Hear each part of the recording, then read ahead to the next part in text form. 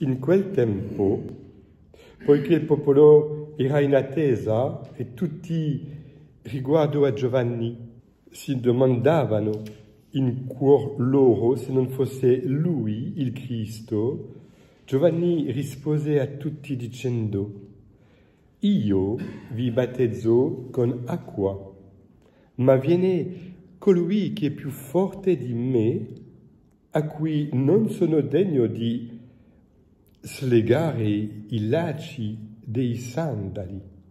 Egli vi battezzerà in Spirito Santo e fuoco.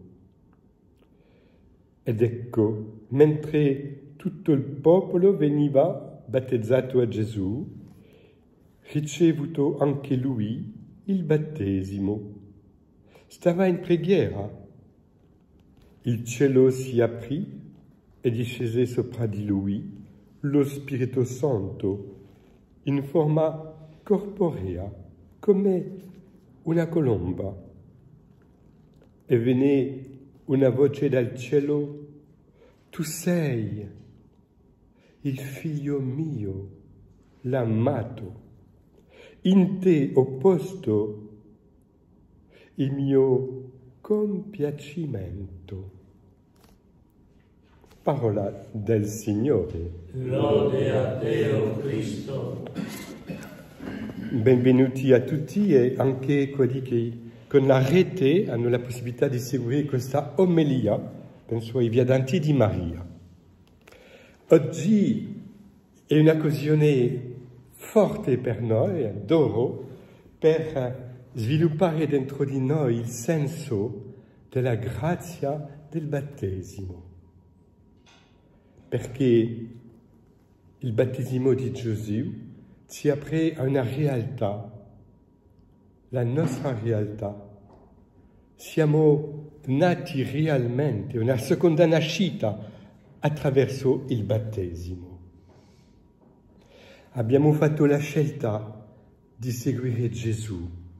E nella prima lettura si capisce benissimo che questa scelta richiede alcune scelte particolari per rifiutare tutto ciò che fa ostacolo a questa grazia di Dio.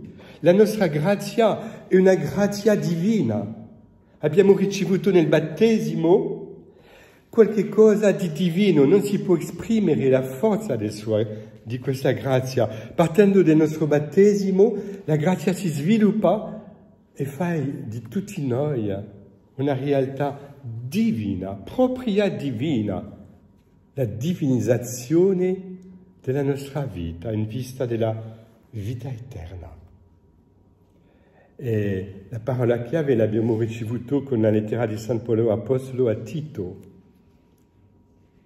Figlio mio, è apparsa la grazia di Dio, e la grazia di Dio possiamo contemplarla nella relazione filiale di Gesù con il Padre, perché anche noi siamo chiamati a vivere questa grazia filiale con il Padre.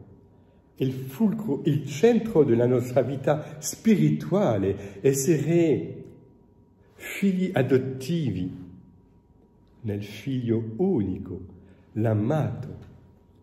E siamo chiamati a sentire questa parola nella preghiera e a sviluppare dentro di noi questa realtà di essere coccolato dal Padre. Tu sei il mio figlio, l'amato. La parola ricevuta da Gesù, Gesù la riceve per tutti noi, insieme a me, insieme a te che mi ascolta. Essere coccolato dal Padre nello Spirito Santo insieme al Figlio ben amato del Padre. In te ho posto il mio compiacimento e Dio aspetta di noi una risposta. La risposta che ha vissuto Giovanni il Battista è una risposta piena di umiltà. perché il contatto con Gesù ci offre la vera umiltà, quella autentica, che non viene di umiliazioni nella vita quotidiana, nella nostra vita familiare, con i nostri vicini, nella vita comunitaria, nella Chiesa. No. La vera umiltà è un dono di un contatto con Gesù mite e umile di cuore. E in contatto con Gesù, il Battista non si sente degno di, la sua parola, slegare i lacci dei sandali. Gesù viene nel giornale perché lui è umile e prende su di sé la realtà del peccatore e vive prima di tutti i peccatori questo atteggiamento per ricevere la grazia di Dio, il dono del Padre. E lui vuole da per sempre che siamo tutti battezzati nella relazione filiale con il Padre nello Spirito Santo. E l'immagine di Giovanni è forte, il fuoco, ma un fuoco delicato che non distrugge, un fuoco che significa essere nell'ambito di questa relazione trinitaria ogni giorno. E il tempo prezioso per vivere questo ambito è la nostra vita di meditazione.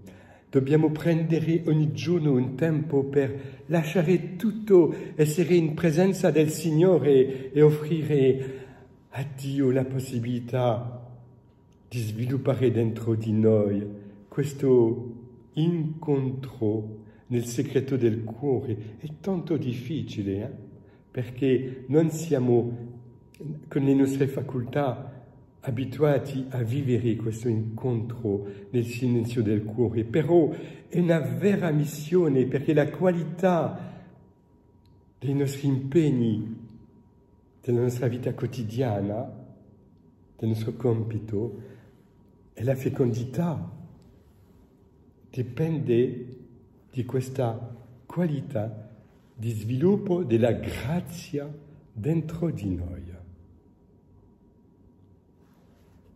Abitualmente siamo sempre nella richiesta: che fai nella vita? Perché no? Possiamo chiedere questa domanda, ma per me la domanda essenziale fra noi: che fa Dio nella tua vita? Qual è il compito di Dio? Qual è il lavoro di Dio dentro il tuo cuore?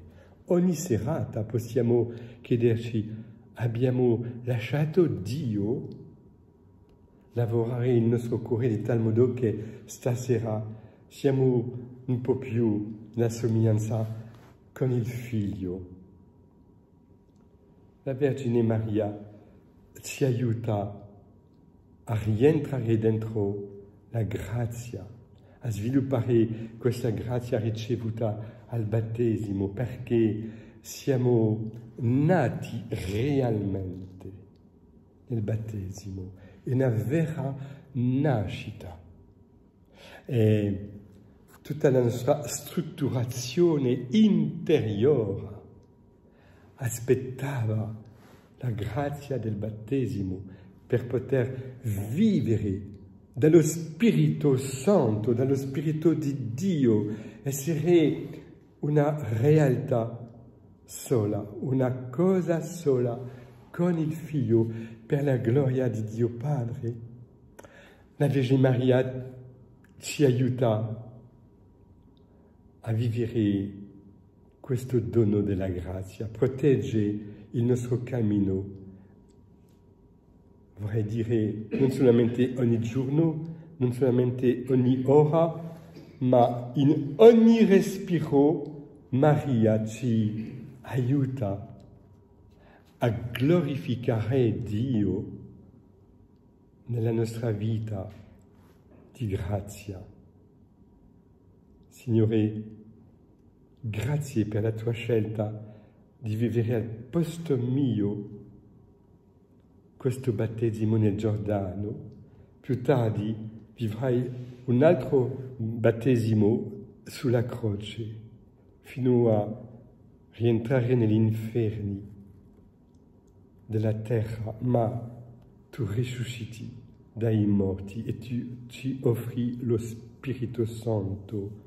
Fa, Signore, che la nostra vita sia sempre, sempre rinnovata di questa nuova vita, essere insieme a te, sepolti nella tomba con i nostri peccati, per risorgere nella santità nostra insieme a te e ricevere lo spirito di missione apostolico.